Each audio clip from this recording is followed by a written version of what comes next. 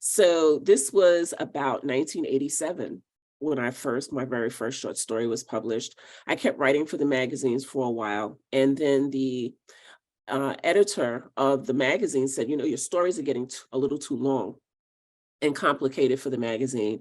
So why don't you think about writing a book? I could not imagine how I was going to take, 15 pages and turn them into 350 pages. I started working on the book through her insistence. And I'll fast forward a little bit. I was initially rejected by one of the biggest publishing houses on the planet for romances. And she actually asked me, did my characters have to be Black? And, one of the first things that I read in all of my how-to books was write about what you know. And I figured I kind of knew a little bit about that.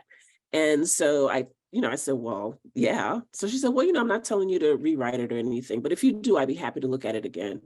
So I was very discouraged at that point, but I plowed on. And ultimately, I found Odyssey Books. Odyssey Books was a small publishing company in Silver Springs, Maryland, and they were looking to publish African-American romances written by African-American writers. I said, wow, that's me.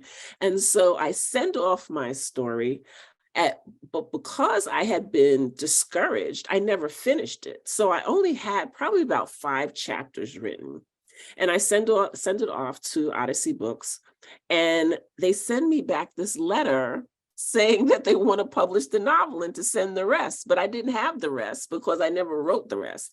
So being a fiction writer, I fictionalized this wonderful tale about how I didn't like the end and I'm making some changes. And, as soon as I do, I'll send it in as quickly as possible. So meanwhile, I'm writing furiously every single day, every single night.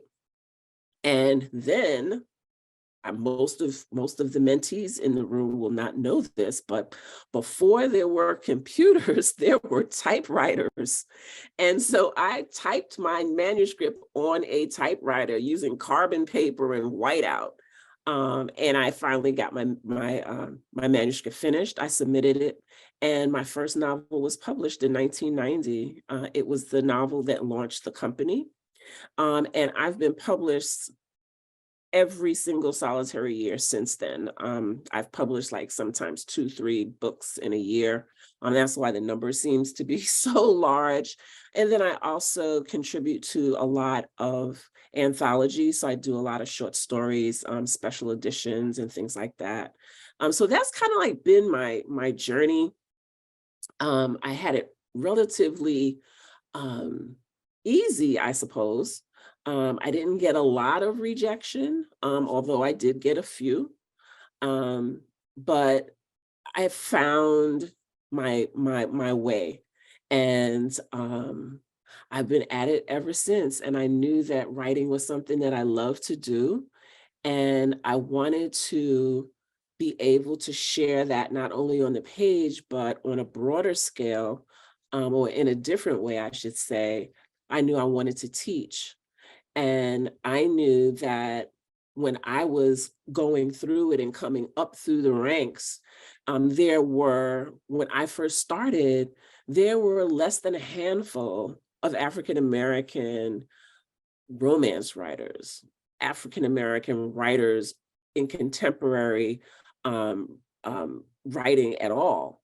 And so there weren't people that, there weren't mentors, right, that I could go to say, what do I do? How do I do this? How do I get an agent? How do I write a synopsis? All of these things I had to learn on my own. And so I wanted to make sure that young writers coming up wouldn't have to go through some of that, if I could eliminate some of that. So I went back to school and I got my MFA in creative writing. And then the month after I got my degree, I started teaching, and I've been teaching at college ever since. So, and I got my degree late in life. And I will be honest, I did not have an undergraduate degree when I got my master's. I was able to write a personal statement that supported all of the years that I had already been published. That was the equivalent of their bachelor's degree. And so they let me enter a master's program without an undergraduate degree. And so I was able to get my master's, and I knew that I needed to have that in order to teach at the college level. And so that's what I did. And so I teach and I write. And so there's no work involved when you do something that you love. And so I'm doing what I like. During the day, I'm teaching, I'm sharing literature, and at night, I turn on the other gear and I write. And that's my writing journey. And in between, I got married, I had kids, I have grandkids now, I have great grandkids now. So yeah, so that's been my journey. Okay, we are going to move into our first writing exercise. So you meet your dream mate at work, but it's against policy to fraternize. Write a scene where you almost get caught. So we'll write for about 5 minutes.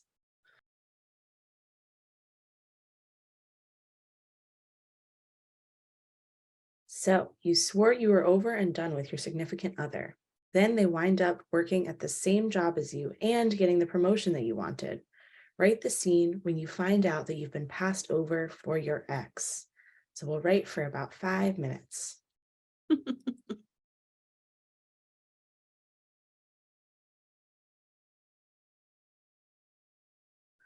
We're going to quickly move into how you can stay in touch with Donna. So her Twitter is at Donna Hill, Instagram, Brooklyn Girl 737, and her email. Thank you so much for joining us today. Again, apologies for a few minutes over. Thank you so much, Donna, for lending us your time and wisdom. You can follow us at Girls Right Now on all social platforms. And if you want to listen to the incredible playlist made by Sally, you can go follow us on Spotify at GWN Youth Board. Thank you all so much and have a lovely rest of your evening.